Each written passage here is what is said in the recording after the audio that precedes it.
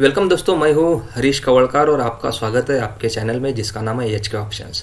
जैसे कि हमने कल बात किया था एसवीबी बैंक का, सिलिकॉन वैली बैंक का, तो वो कोलैप्स हुआ है, राइट। तो आज एक नया न्यूज़ आया है सिग्नेचर बैंक के बारे में। जैसे मैंने कल आपके साथ बात किया था कि एक कैस्केडिंग इफेक्ट होता है कि एक बैंक फेल हुआ तो वो उसके साथ और बैंक फेल होने के चांसेस ज़्यादा रहता है, जिसको स्ट्रक्चरल रिस्क बोलते हैं। तो देखिए, अभी जो सिग्नेचर बैंक का न्यूज़ आया है, मैं आपको पूरा उसका डिटेल समझाऊंगा कि उसका फाइनेंशियल क्या है, उसमें कुछ फेल्योर के चांसेस है या नहीं है, राइट। सेकंड, उनका जो प्रेस रिलीज आया है बैंक का, सिग्नेचर बैंक का, वो भी मैं आपको बताऊंगा। और जो फेडरल रिजर्व, जो उनका सेंट्रल बैंक है, उनका भी एक प्रेस रिलीज आया है, उसके बारे में भी मैं आपको पूरा डिटेल्स में समझाऊंगा। थोड़ा कम टाइम का अपना आज का प्रेजेंटेशन रहेगा, लेकिन समझने लायक चीज़ें हैं। जैसे मैंने आपको कल बोला था कि अगर इंटरेस्ट आएगा ये चैप्टर में तो अपन और इसमें एनालिसिस करते जाएंगे और इसमें से सीखने को मिलेगा बहुत सारी चीज़ें। नहीं कुछ समझ में आया तो कम से कम इतना तो समझ में आएगी कि बैंकिंग सेक्टर कितना रिस्क वाला रहता है, राइट। तो चलिए शुरू करते हैं सिग्नेचर बैंक के बारे में। तो ये थर्ड लार्जेस्ट फेल्यूर है इन यूएस के हिस्ट्री में। देखिए, ये छोटा मोटा बैंक नहीं है, और जो भी इसका फेल्यूर है ये पूरे यूएस के इतिहास में, पूरे यूएस के हिस्ट्री में थर्ड लार्जेस्ट फेल्यूर है, राइट। किसका? सिग्नेचर बैंक का। और ये systematic risk for signature bank है। और सिस्टमेटिक रिस्क क्या रहता है ये भी हम लोग समझेंगे, लेकिन थोड़ा एक बैकग्राउंड दे देता हूँ कि सिग्नेचर बैंक ये बिजनेस क्या करता था, इनके क्लाइंट कौन थे, कब से ऑपरेशन शुरू किया था, इसका फाइनेंशियल क्या था, ये अपन पूरा इसमें देखेंगे। तो चलिए शुरू करते हैं सिस्टमेटिक रिस्क को लेके। देखिए, मैं अभी पेन लेता हूँ और आपको अच्छे से समझाता हूँ कि सिस्टमेटिक रिस्क रहता क्या है। ये क्या है, बोल रहा है कि systematic risk refer to risk of breakdown of an entire system. क्या बोल रहा है? एंटायर सिस्टम का breakdown rather than simply the failure of individual part. Individual bank या इंडिविजुअल कोई चीज का फेल्योर नहीं है, ये पूरा एंटायर सिस्टम का ब्रेकडाउन हो सकता है। उसको बोलते लोग सिस्टमेटिक रिस्क, राइट। यानी शॉर्ट फॉर्म बोला सिस्टमिक रिस्क, यानी एक सिस्टम के लिए पूरा एक रिस्क है। In financial condition it denotes the risk of cascading failure in the financial sector. जैसे कल भी मैंने बार बार आपको बताया था कि एक के ऊपर एक कुछ ना कुछ चीजें इसमें से निकल के आएंगी, उसको बोलते हैं कैस्केडिंग इफेक्ट या कैस्केडिंग फेल्यूर। एक फेल हुआ, उसके ऊपर से दूसरा होगा, उसके ऊपर से तीसरा होगा।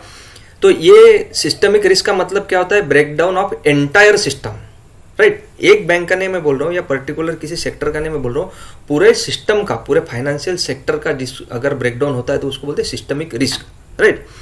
Cascading failure in the financial cause by linkages with in the financial system. जैसे अपन ने कल बात किया था कि उनका क्लाइंट कोई रहेगा जिनको उन्होंने लोन दिया रहेगा, फिर उसका भी कोई डिफॉल्ट कर देगा, यानी थर्ड पार्टी, तो रिस्क बढ़ता है और वो फाइनेंशियल सिस्टम में इंटरलिंक रहता है एक दूसरे से, resulting in a severe economic downturn. देखिए, ये जो अभी उनके फेडरल रिजर्व ने जो प्रेस रिलीज जारी किया, उसमें ये डायरेक्टली पूरा मेंशन है कि सिस्टमिक रिस्क है सिग्नेचर बैंक का पूरे सिस्टम को लेके। और ये इफेक्ट शुरू कहाँ से हुआ?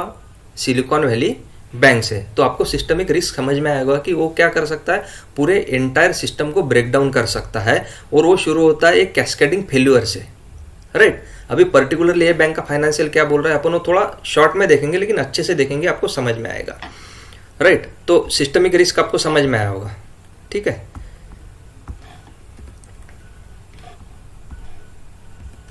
अभी देखते सिग्नेचर बैंक का बैकग्राउंड, देखते कि सिग्नेचर बैंक है। सिग्नेचर बैंक एक कमर्शियल बैंक है, राइट।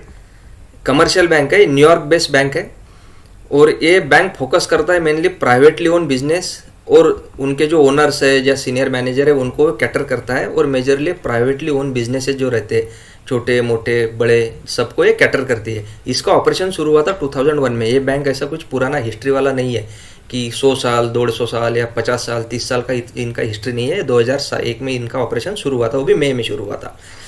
तो इनका अपन देखेंगे कि ये मेजॉरिटी रियल इस्टेट को लेंडिंग करते हैं। बिग रियल इस्टेट लेंडिंग का इनका बिजनेस है। जो रियल इस्टेट के साथ जो काम करते हैं उनको लेंड करते हैं, उनको पैसा देते हैं। तो 80% of deposits coming from the middle market business, right. अभी मिडल मार्केट बिजनेसेस अमेरिका में किसको बोला जाता है? Law firms, right. यहाँ पे लिखा देखिए, law firms, accounting practices, health care companies, manufacturing companies and real estate management firms, right.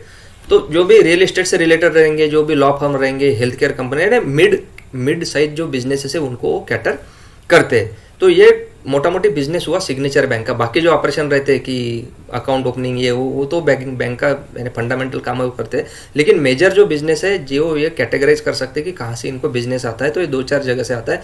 Law firm से आता है, अकाउंटिंग फर्म से आता है, हेल्थ केयर कंपनियों से आता है, मैन्युफैक्चरिंग कंपनियों से आता है, और मेजॉरिटी जो इनका बिजनेस है वो रियल इस्टेट को लेंड करते हैं।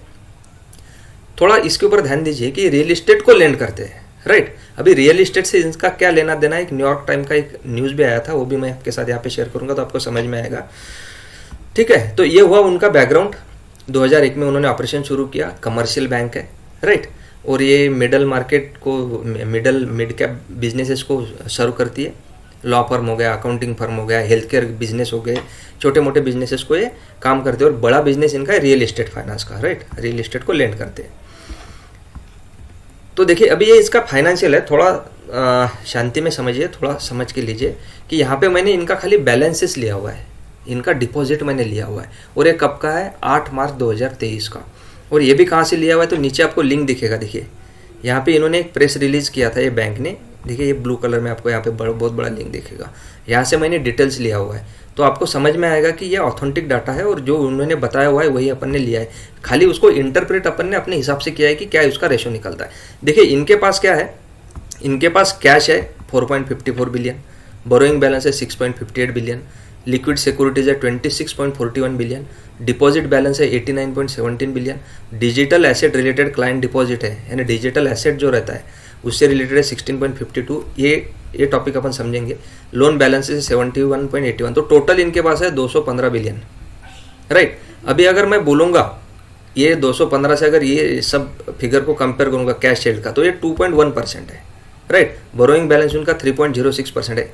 किस अमाउंट से रिलेटेड, 215 से रिलेटेड, राइट।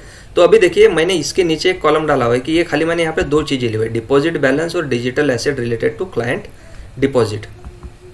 दिख रहा होगा नीचे आपको, देखिए जहाँ पे मेरा मार्कर चल रहा है अभी। डिपॉजिट कितना है इनके पास, 89.17 बिलियन, और deposit related to digital assets वो है 16.52 बिलियन। दोनों का टोटल होता है 105 बिलियन। अभी ये 105 में से 84% इनके पास डिपॉजिट बैलेंस है। देखिए ये जो बैंक है, अगर मैं ये नंबर से देखूंगा तो वीक बैंक नहीं है, क्योंकि 105 बिलियन में से 84 बिलियन इनके पास खाली डिपॉजिट्स है। क्या है, डिपॉजिट्स है। आप ऐसे समझ सकते हो कि 105 रुपये में से 84 रुपीज़ उनके पास डिपॉजिट्स है, और जो 16.52 बिलियन है यानी 15.63% जो आएगा यही खाली उनके पास डिजिटल एसेट रिलेटेड क्लाइंट का डिपॉजिट है। अभी ये 2 ही फिगर मैंने क्यों लिया, क्योंकि यही से इनका जो सिस्टमिक रिस्क बोला जाता है ये दोनों चीज़ें से शुरू हो जाता है, राइट। पहला चीज़ होता है डिपॉजिट बैलेंस, सेकंड होता है डिजिटल एसेट। डिजिटल एसेट का मतलब होगा क्रिप्टो करेंसीज। क्रिप्टो करेंसी से रिलेटेड इनके पास कोई डिपॉजिट्स है, और वो कब शुरू किए थे, कितना है, क्या है, अपन वो समझेंगे। और वही सिस्टमिक रिस्क लगा है फेडरल रिजर्व को, और उसी की वजह से उनका ऑपरेशन उन्होंने शट डाउन किया है, वो भी देखेंगे कैसा हुआ है।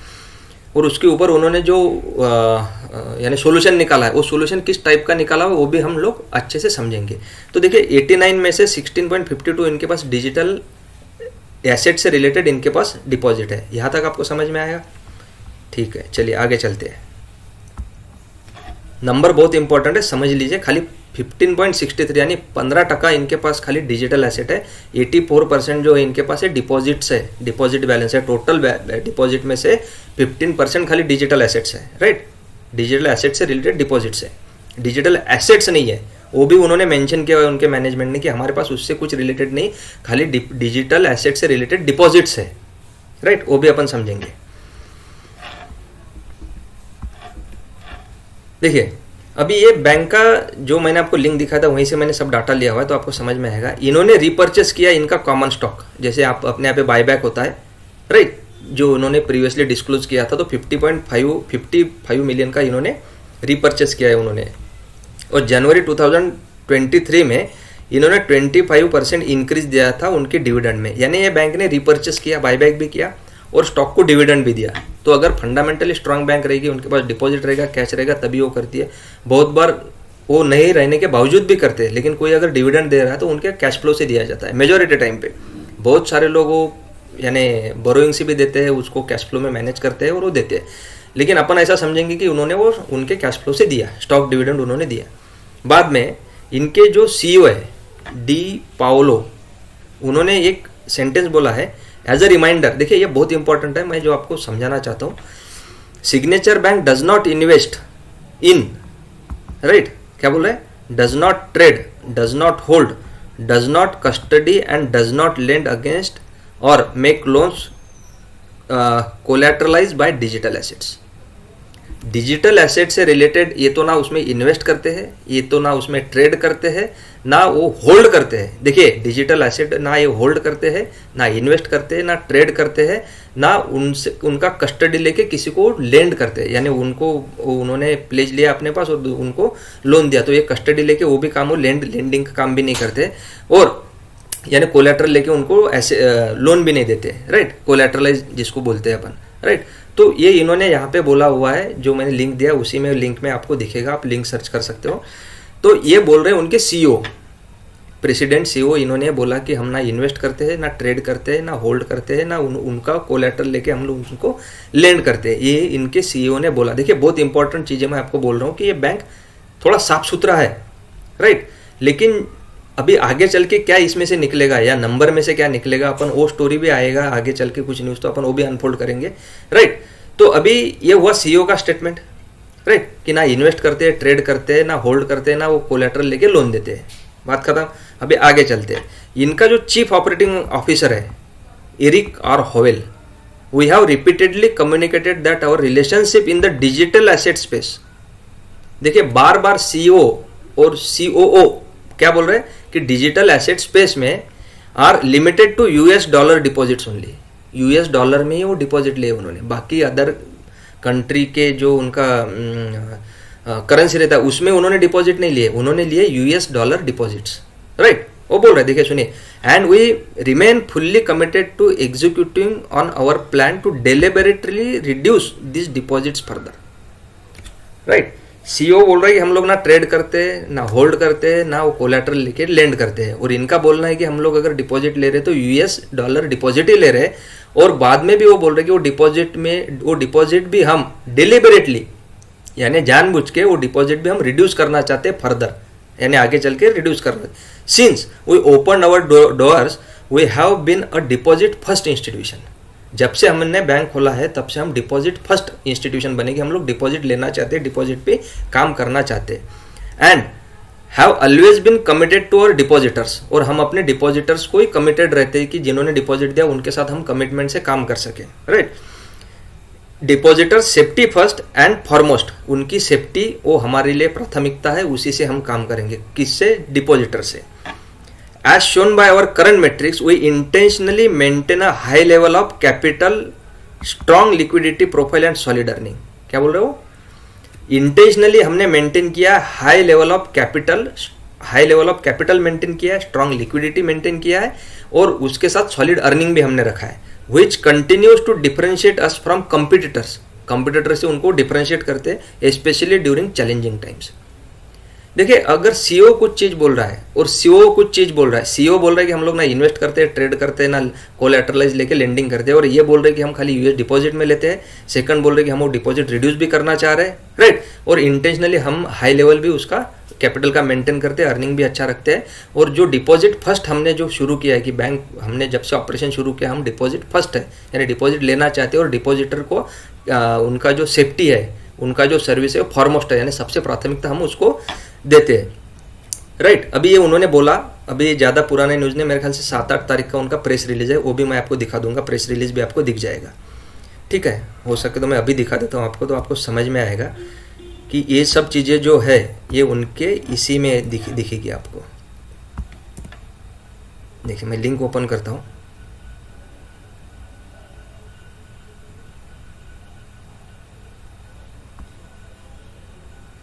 देखिए प्रेस रिलीज है ये सिग्नेचर बैंक का, इन्वेस्टर रिलेशन से, कब का है, 9/3/2023, यानी अभी का है, कल परसों का, आज की 13 तारीख है, यानी 3-4 दिन पहले का। देखिए ये जो नंबर भी मैंने लिया था, ये नंबर भी यहीं से लिया था, आपको ऑथेंटिकेशन मिल जाएगा। देखिए 80% डिपॉजिट कम मिडिल मार्केट बिजनेस, ये जो मैंने नंबर लिए हुए सब नंबर आपको यहाँ पे दिखेंगे, राइट। ये नंबर भी आपको यहाँ पे देखेंगे। और जो इनके सीईओ ने जो चीज़ बोला वो भी यहाँ पे देखिए, डी पोलो सिग्नेचर को founder and signature executive, right. क्या बोल रहे हैं वो, देखिए ये does not invest in, does not trade, does not hold. और उनके जो सीईओ बोल रहे हैं वो क्या बोल रहे हैं कि रिड्यूस कर रहे हैं हम लोग को, फर्दर प्लान है हमारा। ये सब इसमें जो मैंने आपको बताया वही इन्होंने बताया हुआ है, और इनके प्रेस रिलीज से मैंने सब वो चीज़ ली हुई है। आपको समझ में आएगा कि पुराना मैटर नहीं है, अभी ये 9 तारीख का मैटर है, राइट। ठीक है, तो चलिए देखते हैं आगे का भी।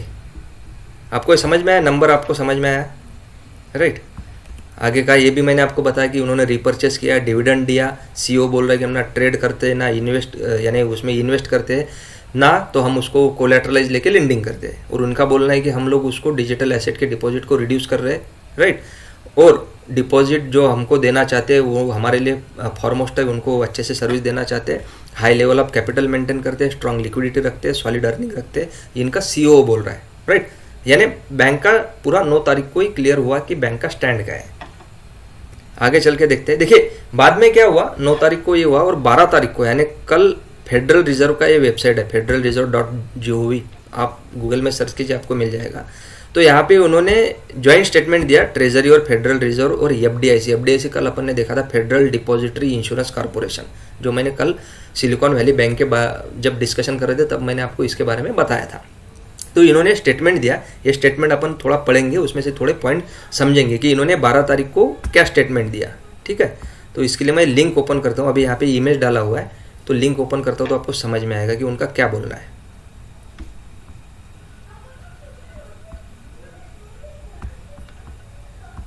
देखिए 12 तारीख को ये हुआ, क्या बोल रहा है, following statement release by secretary of the treasury Janet Allen Powell और FDIC chairman Martin Gruenberg. Today we are taking decisive action to protect the US economy and strengthening public confidence in the banking system। देखिए bank जो होता है ना, ये बहुत important sentence है, और मैं बताता हूँ आपको ये क्यों इंपॉर्टेंट सेंटेंस है।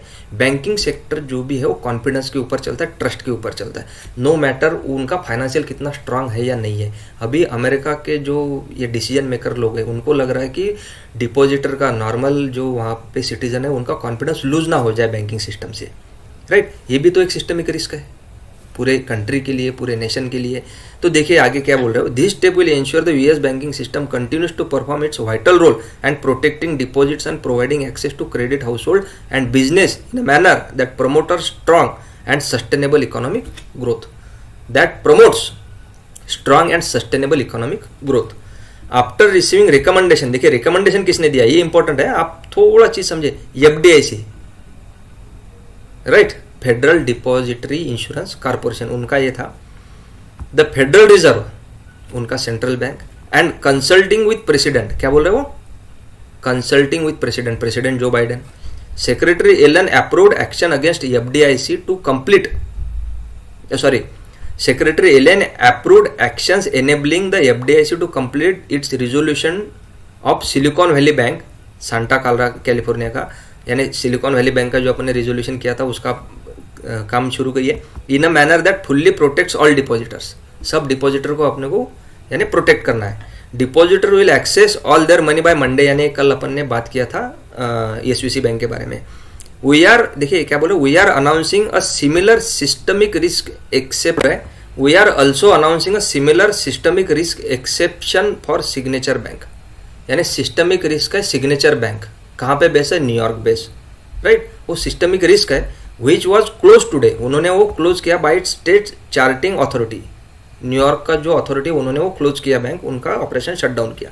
All depositor of this institution will be made whole as with the resolution of Silicon Valley Bank, यानी सिलिकॉन वैली बैंक का जो उन्होंने रिजोल्यूशन किया था कि एफडीआईसी उनका डिपॉजिटर का केयर टेक करेगा, उनको बाय मंडे से वो कैश देना शुरू करेगा। No loss will be borne by the taxpayer, no loss will be borne by the taxpayer. ये जो सेंटेंस का मतलब होता है कि उनका बेल आउट नहीं होगा, यानी गवर्नमेंट पैसा नहीं देगी, तो पैसा फिर कौन देगी, एफडीआईसी भी देगी, तो एफडीआईसी को भी तो पैसा लगेगा, वो कहाँ से आएगा। तो उसका सोल्यूशन भी उन्होंने दिया, वो भी आगे चल के अपन इसमें से डिस्कस करेंगे।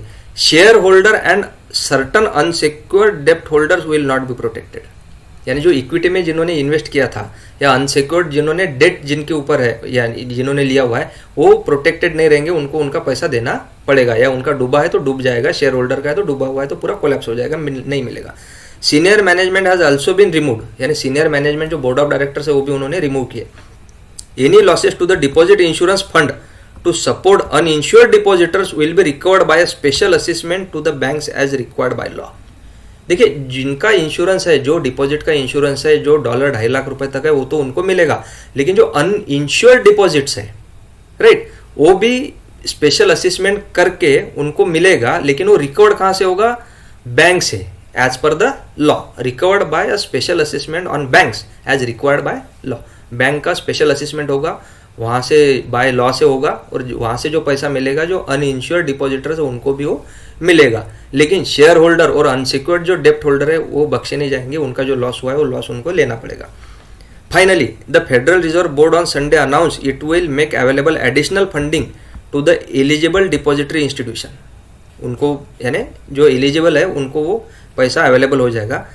To help assure banks have the ability to meet the needs of all their depositors. यानी यहाँ पे लेंडर्स का इशू नहीं है, लेकिन जो डिपॉजिट जिन्होंने बैंक में किया उनको सिक्योर्ड करना चाह रही है. कौन? फेडरल रिजर्व, क्योंकि कॉन्फिडेंस का बात है, उनके ऊपर फेथ का बात आया हुआ है और एथिकलनेस का बात आया हुआ है कि जो नॉर्मल सिटीजन है उनका कॉन्फिडेंस बना रहे बैंकिंग सिस्टम में. देखिए, सिस्टमिक रिस्क इतना आसान नहीं है, सिस्टमिक रिस्क बहुत बड़ा होता है, इसीलिए लोग थोड़ा केयरफुली काम करते हैं, राइट. देखिए आगे क्या बोल रहे हैं. The US banking system remains resilience and solid foundation in large part due to reforms that were made after the financial crisis ensure better safeguards for the banking industry. देखिए 2008 में भी कोई ऐसी चीज़ें थी, कुछ ऐसे रीजन थे कि ये अच्छे से मैनेज नहीं कर पाए ये लोग, राइट. और इनका जो फ्रेमवर्क है रेगुलेशंस का वो भी थोड़ा फ्रेजाइल है और बहुत सारी चीज़ें रहती है, अपन वो भी डिस्कस करेंगे फेडरल रिजर्व के बारे में, राइट. 2008 में इन्होंने वो फाइनेंशियल क्राइसिस के बारे में कोई सिस्टम भी बनाया था कि ऐसा हो नहीं, लेकिन ये हुआ अलग है और वो भी वो कवर नहीं कर पाए. यहाँ पे लेंडर का कुछ लेना देना नहीं है कि किन्होंने उनका पैसा डुबा है, जो जिन्होंने रखा हुआ है, जिन्होंने डिपॉजिट किया हुआ है, उनके लिए केयर टेक कर रहे हैं. यानी देखिए, कोई अगर लोन लेके भाग गया, कुछ दिक्कत आए तो उसके पीछे कुछ हो सकता है, लेकिन जो डिपॉजिटर है, जिसका हार्ड अर्न मनी है, वो भी आज सेफ महसूस नहीं कर पा रहा है, राइट. वो फिर वेंचर कैपिटल फंड रहने दो, स्टार्टअप्स रहने दो, या नॉर्मल डिपॉजिटर रहने दो, या ये केस में लॉ फर्म हो गए, मिडिल बिजनेसेस हो गए, या रियल एस्टेट फर्म हो गए, जिन्होंने इनके पास डिपॉजिट्स रखे हैं, राइट. तो ये क्या बोल रहा है कि take the necessary steps to ensure the depositor saving remain safe. तो डिपॉजिटर सेफ रहे. ये कब का था मैंने जो बताया आपको. देखिए, अपन ने ये सिग्नेचर बैंक का नंबर्स भी देखे, राइट. डिपॉजिट टू उनका डिजिटल कैश से जो रिलेटेड है वो भी अपन ने देखा कि कितना 15% ही उनका डिपॉजिट्स उनके पास से, बाकी सब डिपॉजिट जो है वो कैश में डिपॉजिट है उनके पास, जैसे अपन नंबर में बात किया था. बाद में उनका सीईओ का क्या बोलना है, ना ट्रेड करते हैं, ना लैंड करते हैं, ना उसके साथ कोलैटरल लेके उनको कहीं पे लोन देते हैं, वो भी किया. सीईओ का बोलना है कि हम वो समझते हैं, हम उसको कम करना चाह रहे हैं, राइट. और हमारा भी डिपॉजिटर फर्स्ट और फॉरमोस्ट है, हम उनको सर्विस देना चाहते हैं, इसीलिए हमने हाई कैपिटल मेंटेन किया, अर्निंग मेंटेन किया है कि हम उनको सर्विस दे पाए. और अभी जो 9 तारीख का बात है, 12 तारीख को अभी ये जॉइंट प्रेस रिलीज निकला है यहाँ से. इसके आगे का देखते हैं कि इसके आगे उनका क्या चल रहा है, ठीक है. अभी प्रेजेंटेशन पे आते हैं. देखिए, अभी अगर उनको एफडीआईसी को या पैसा चाहिए तो अभी इन्होंने क्या किया कि ये चक्कर में एक नया बैंक फॉर्म करना चाह रहे हैं. तो नया बैंक कौन सा है? New bank form called bank term funding program, bank term funding program BTFP. इन्होंने ये नया बैंक अभी शुरू किया. अभी ये नया बैंक शुरू किया, उनका स्ट्रक्चर भी अपन लोग देखते हैं. ये कब किया? देखिए 12 तारीख का ही है. 12 तारीख को वो क्लोज डाउन किया सिग्नेचर बैंक.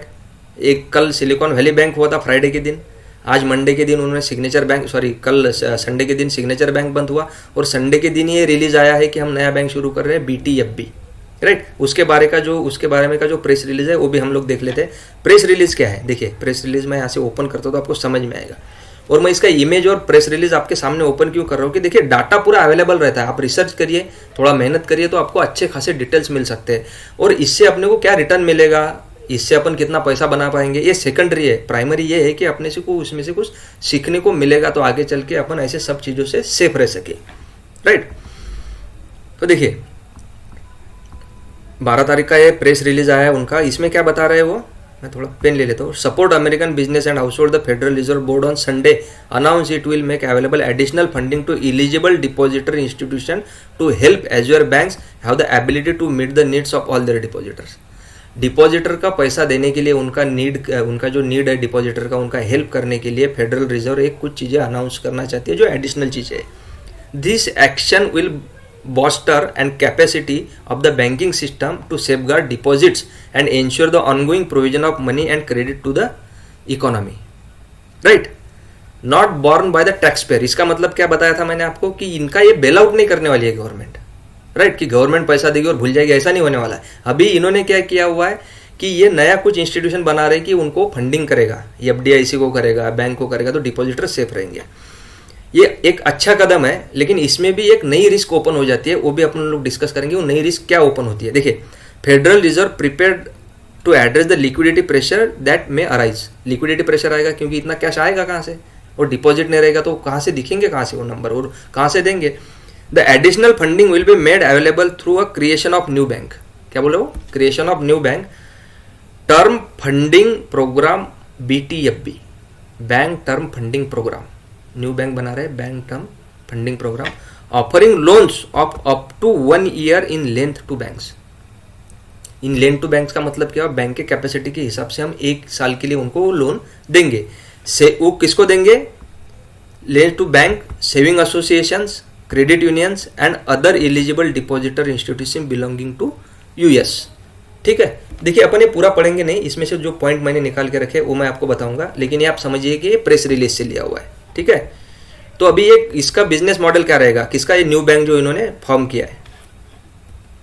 देखिए, ये लोग क्या करने वाले इसमें वो लोन किसको देने वाले हैं? आप एक बात समझिए, ये लोन देने वाले किसको?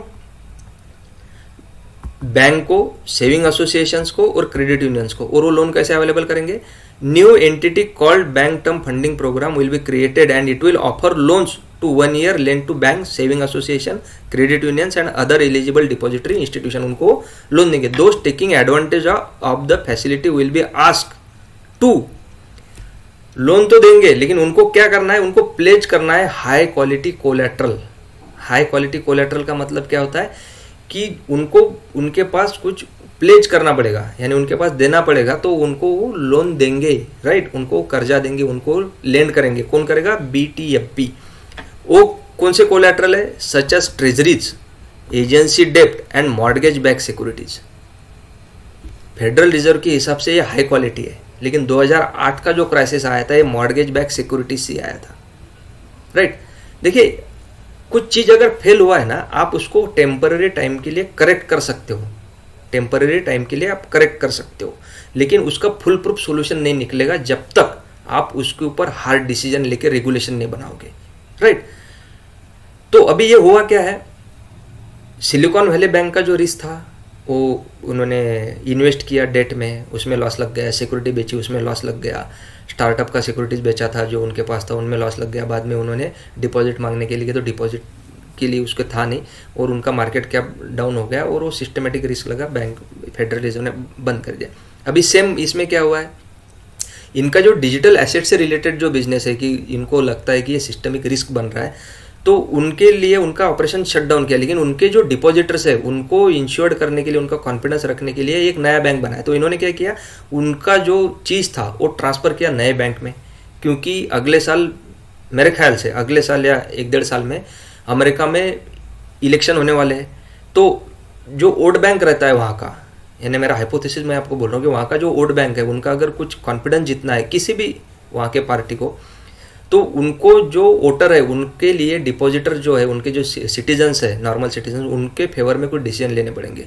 तो हुआ क्या है अभी ये चीज़ में, खाली ये नया बैंक बना के वहाँ पे उन्होंने रिस्क ट्रांसफ़र किया है, और वो भी कैसे किया हुआ है, खाली 1 साल के लिए वो लोन देंगे और उनको प्लेज क्या करना है, high quality collateral such as treasuries, agency डेप्ट एंड मॉर्गेज बैक सिक्योरिटीज़। लेकिन मॉर्गेज बैक सिक्योरिटीज़ जो है इसी से 2008 का मॉर्गेज जो क्राइसिस आई थी इसी से आया था। तो ये हाई क्वालिटी है या नहीं है, या आप सर्च कीजिए, अपन देखेंगे आगे चल के जैसे ये चैप्टर अनफोल्ड होता है। तो अभी ये तो हुआ, ठीक है, वो कोलेट्रल प्लेज करके कोलेट्रल देंगे, लेकिन बैकस्टॉप फंड भी ये मेंटेन करने वाले हैं। ये किन्होंने बोला, फेडरल रिजर्व ने। The department of the treasury will make available up to $25 billion from the exchange stabilization fund. कहाँ से? एक्सचेंज स्टेबिलाईजेशन फंड से ये 25 बिलियन का एक, यानी बैकअप रखेंगे 25 बिलियन का, और वो आएगा एक्सचेंज स्टेबिलाईजेशन फंड से, backstop for the BTFP। However the federal Reserve said it did not anticipate that it would be necessary to draw on this backstop funds. उनको एंटिसिपेट नहीं कर रहे, उनको ऐसा लग नहीं रहा कि ये फंड का काम पड़ेगा, लेकिन ये हमने उनके बैकग्राउंड में रखा है, एक उनको सपोर्ट के लिए रखा है 25 बिलियन, लेकिन हमको लगता है कि इसका ज़रूरत नहीं पड़ेगा। जो लोग प्लेज करेंगे उनके ऊपर हम 1 साल के लिए लोन देगा कौन, BTFB, तो वो डिपॉजिटर को पैसा देना चाहेंगे या देगा। क्यों? क्योंकि उनको टैक्स पेयर से पैसा देना नहीं, क्योंकि उनको यानी वो बेल आउट नहीं करना है। जैसे 2008 में उन्होंने बेल आउट किए थे तो अल्टीमेटली लॉस गवर्नमेंट को लगा, और गवर्नमेंट को लॉस लग गया मतलब टैक्स पेयर को लगा, वहाँ पे जो अर्निंग करके टैक्स देते, क्योंकि आगे चल के इलेक्शन है। ठीक है, देखिए हर जगह सेम काम होता है, कहीं पे अलग होता है, कहीं पे ऐसा नहीं है। ह्यूमन टेंडेंसी एक है, साइकोलॉजी एक है, उसी के हिसाब से सब काम करते हैं। देखिए आगे चल के देखते हैं क्या हुआ। स्टोरी आपको समझ में आया, नंबर अच्छे हैं इनके। तो अभी ये सिग्नेचर बैंक का क्या क्यों हुआ, ये न्यूयॉर्क टाइम्स का एक न्यूज़ था, वहाँ से मैंने लिया हुआ है। उनका कहना है न्यूयॉर्क टाइम्स का, देखिए समझना जरूरी है। Victim of the panic around silicon bank. Signature bank जो है ये विक्टिम है, मुझे भी ऐसा ही लग रहा है। क्यों? आगे का नंबर मेरे पास नहीं है, राइट। और अभी का जो नंबर है वो बोल रहा है कि उनका जो टोटल डिपॉजिट है उसमें से खाली 15.63% डिपॉजिट ही डिजिटल एसेट से रिलेटेड है। और CEO बोल रहा है कि हम लोग ना ट्रेड करते, ना इन्वेस्ट करते, ना उनको कोलैटरल लेके लेंड करते हैं। CEO बोल रहा है कि हमको मालूम है कि वो हम लोग कम करना चाह रहे हैं, हमारे लिए डिपॉजिटर फॉरमोस्ट है, उनके लिए सर्विस, उनका सिक्योरिटी हमारे लिए प्राथमिकता है, राइट। ये अगर वो बोल रहे तो अल्टीमेटली विक्टिम ही हुआ। क्यों? क्योंकि सिस्टमिक रिस्क है, कैस्केडिंग इफेक्ट जो मैं आपको बोल रहा था कल से, कि एक फेल हुआ तो हर टाइम पे अलग अलग कोई फेल होगा। इसमें कोई अच्छे भी फेल हो जाएंगे या कोई बुरे तो पहले ही फेल हो जाएंगे, लेकिन जो अच्छे वो भी इसमें फेल हो जाएंगे। Its client had included some individual association. देखिए न्यूयॉर्क टाइम्स का एक बहुत इंपॉर्टेंट चीज़ है। अभी मैंने आपको पहले बोला था कि सिग्नेचर बैंक रियल इस्टेट को करती है फंडिंग, मेजॉरिटी टाइम पे लेंडिंग करती है, और 80% ऑफ द डिपॉजिट भी मेरे ख्याल से उन्हीं का है। तो ये क्या हुआ है कि it clients has included, signature bank के क्लाइंट कौन थे, associate with the Trump organization. Trump तो आपको मालूम ही होंगे, फॉर्मर प्रेसिडेंट है डोनाल्ड ट्रम्प, इनका बहुत बड़ा रियल इस्टेट का बिजनेस है। Former president Donald J Trump's company, उनका वो कंपनी है Donald Trump, right. The bank lent money to Jared Kushner, mister Trump son in law, उनको भी उन्होंने पैसा लेंट किया हुआ है, और ये इनके अपोजिशन में बाइडेन के। पॉलिटिकल एंगल देना अच्छी बात नहीं है फाइनेंशियल में, लेकिन मैं आपको बता रहा हूँ कि ये सब चीज़ें है। और ये किसने रिपोर्ट किया? न्यूयॉर्क टाइम्स ने। न्यूयॉर्क टाइम्स उन्हीं का न्यूज़पेपर है, उन्हीं का एजेंसी है, लिंक भी मेरे पास है, मिल जाएगा आपको। And to miss Kushner's father Charles, it also help finance mister Trump's Florida golf course. जो मिस्टर ट्रम्प ने फ्लोरिडा गोल्फ कोर्स बनाया, उनको भी उन्होंने हेल्प किया था सिग्नेचर बैंक ने, क्योंकि ये रियल एस्टेट कंपनियों के साथ काम करते हैं, बिजनेस करते हैं, राइट। पॉलिटिकल एंगल क्या है क्या नहीं वो तो बाद में देखेंगे, लेकिन डिपॉजिटर का सेफ्टी फेडरल रिजर्व देख रहा है। लेकिन ये न्यूयॉर्क टाइम ने रिपोर्ट किया था, इसके लिए मैं आपको दे रहा हूँ। Most of its customers had holdings above $2.5 lakh. तो उनका जो डिपॉजिट्स है, होल्डिंग है, वो 2.5 लाख के ऊपर है, और वो तो इंश्योरेंस में आएगा नहीं, क्योंकि मेजॉरिटी FDIC जो इंश्योर करते हैं $2.5 लाख तक की करती है, ठीक है। तो ये एक एंगल था जो न्यूयॉर्क टाइम ने रिपोर्ट किया था, वो मैंने आपको बता दिया। चलिए आगे चलते हैं।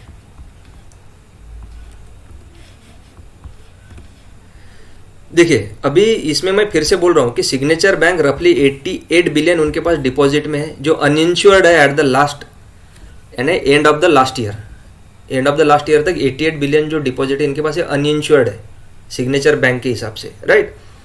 As of the last week Signature said more than 80% of its deposits were from.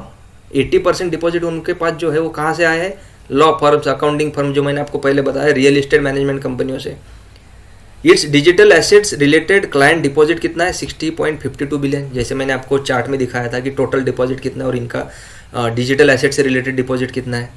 Bank had open it's door taking deposit. Crypto का एसेट का जो डिजिटल एसेट जो मैं आपको बोल रहा हूँ, ये कब से शुरू किया उन्होंने? 2018 से, यानी 5 साल पहले से उन्होंने डिपॉजिट लेना शुरू किया। यानी पहले से नहीं कर रही है, 2001 में ऑपरेशन शुरू किया था, मई 2001 में से, तब से नहीं कर रहे, अभी 2018 से शुरू किया।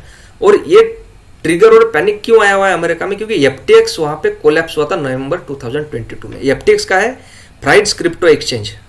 अपने यहाँ पे भी बहुत सारे बैंकक्रप्ट हुए, कोलैप्स हुए, वैसे भी यहाँ पे FTX करके जो था वो कोलैप्स हुआ था, और वो ड्रेन किया billions of dollars in deposits. और वो किनके थे?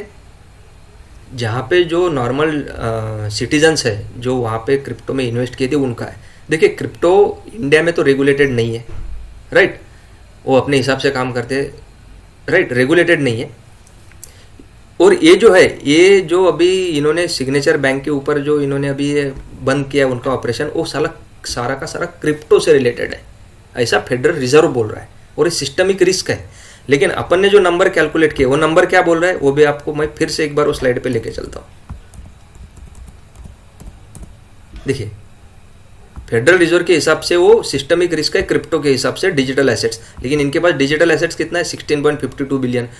खाली डिपॉजिट बैलेंस है, बैलेंस जो डिपॉजिट इनके पास है उनका खाली 15.63% है, और ये भी डिपॉजिट बैलेंस किसका 80% law firm, real estate, health care company. तो जो मिडल बिजनेस है, छोटे छोटे जो बिजनेस है यानी मीडियम टाइप की बिजनेस, उनका वो डिपॉजिट्स है, राइट।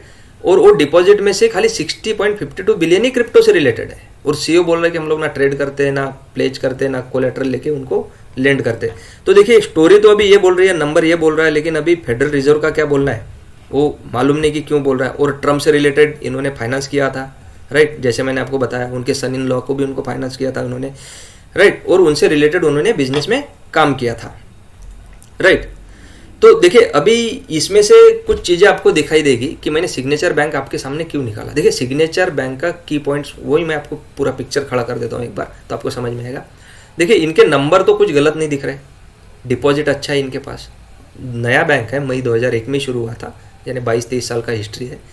और इन्होंने जो डिपॉजिट अच्छा है, इनके पास जो क्रिप्टो करेंसी या क्रिप्टो से रिलेटेड जो है उनका जो डिपॉजिट्स है वो भी कम है, 15.63% है डिपॉजिट्स बैलेंस है, राइट। और सीईओ का बोलना है कि हम लोग ट्रेड करते ना इन्वेस्ट करते ना उनको लैंड लेके कोलेटरल लेके ना उनको लैंड करते, राइट। सीईओ बोल रहा है कि हमको मालूम है इसके लिए हम लोग वो काम कर रहे हैं। और ट्रम्प से रिलेटेड इन्होंने काम भी किया हुआ है, सन इन लॉ के साथ काम, यानी उनके फर्म के साथ काम किया हुआ है, उनका जो गोल्फ कोर्स बना उनके साथ उन्होंने काम किया हुआ है, राइट। और ये जो हुआ है एफटीएक्स जो कोलैप्स हुआ था वही टाइम पे ये था कि ये बैंक यानी ये सिस्टमिक रिस्क रहेगा। और डिपॉजिटर के लिए फेडरल रिजर्व क्या कर रहा है कि एफटीपीबी करके जो है वो बैंक निकाल रही है, वो भी पैसा कहाँ से देगी। तो जो भी इनके पास से कर्जा लेना चाहता है उनके पास में हाई क्वालिटी उनको कोलेटरल रखना पड़ेगा, राइट। वो जो कोलेटरल रखेंगे वो कितना क्वालिटी का है, क्योंकि जैसे मैंने मॉर्गेज बैक आपको बताया था कि 2008 में जो कोलैप्स आया था मॉर्गेज से रिलेटेड इन्हीं सिक्योरिटीज़ की वजह से आया था। तो ये पिक्चर खड़ा हुआ है, अब ये विक्टिम है या नहीं है आगे चल के जैसी स्टोरी अनफोल्ड होगा मैं आपको बताऊंगा।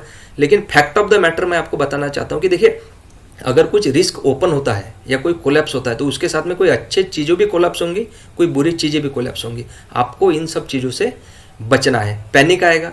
लेकिन एक फेडरल रिजर्व को एक अच्छी बात उनकी है कि इन्होंने डिपॉजिटर के लिए इमीडिएट काम शुरू किया कि आप मंडे से डिपॉजिट लेना यानी आपको मिलना शुरू हो जाएगा, आपका जो भी डिपॉजिट बैंकों के पास है उनके लिए उन्होंने काम किया। लेकिन ये डिपॉजिट खाली $2.5 लाख तक ही उनके पास वो इंश्योर्ड है। और अगर आप सिलिकॉन वैली बैंक देखोगे, राइट, या आप सिग्नेचर बैंक देखोगे तो इनके पास जो क्लाइंट है उनके पास क्लाइंट कौन था, वेंचर कैपिटल था या स्टार्टअप्स थे। जो नॉर्मल डिपॉजिटर्स नहीं है उनके पास $2.5 लाख से ज़्यादा डिपॉजिट वो उनका है तो अनइंश्योर्ड ही रहेगा, इंश्योर्ड तो खाली $2.5 लाख तक ही है। और सिग्नेचर बैंक का भी वही प्रोग्राम है, उनके पास जो है वो मिड कैप बिजनेसेस को कैटर करते हैं। रियल एस्टेट फर्म को कहाँ $2.5 लाख का डिपॉजिट रहेगा, उनके पास ज़्यादा ही रहेगा, तो वो इंश्योर्ड नहीं है, राइट। तो समझने का मतलब यही है कि कोई चीज़ अगर फेल हुई तो उनके साथ में बाकी चीज़ें भी फेल होना शुरू करेगी, नो मैटर वो चीज़ अच्छी है या बुरी है। लेकिन इससे पैनिक आएगा फाइनेंशियल मार्केट में।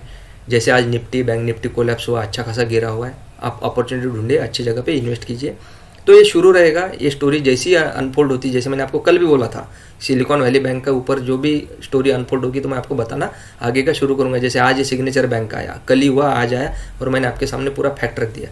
इससे आप थोड़ा समझिए, उससे थोड़ा सीखिए और इन्वेस्ट करने के टाइम पे ये सब सारी चीज़ें देखना शुरू कीजिए। अभी आगे चल के इसमें से क्या निकलेगा ये मैं आपको बताऊंगा। और आपको मेरा आज का प्रेजेंटेशन कैसे लगा वो लाइक कीजिए, कमेंट कीजिए और दोस्तों के साथ शेयर कीजिए। और हाँ, मेरे चैनल को सब्सक्राइब करना ना भूलिए। चलिए दोस्तों, thanks for watching, thank you so much. चलिए क्लोज करते हैं।